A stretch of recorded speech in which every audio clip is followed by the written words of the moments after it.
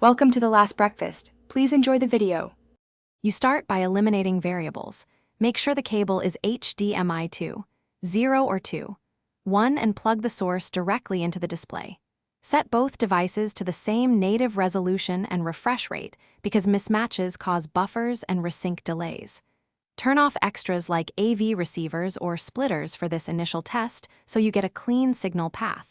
Once done, confirm the display is in the correct HDMI input and the source is outputting the expected resolution. These steps isolate basic hardware timing issues.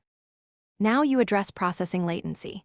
Enable the display's low latency or game mode to bypass image processing that adds tens of milliseconds.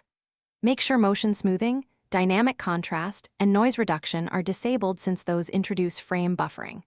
On the source device, set video output to fixed RGB or YCBCR and avoid chroma upscaling or software scaling. Match the display's color space and resolution. Once these options are set, test for improved responsiveness and note changes before moving to firmware or advanced fixes. Finish by applying advanced fixes. Update firmware on both the source and display and reboot them to clear cached settings. This often fixes handshake timing problems. If delay remains, try another HDMI port, swap cables for a certified high-speed or active cable, and remove any inline devices.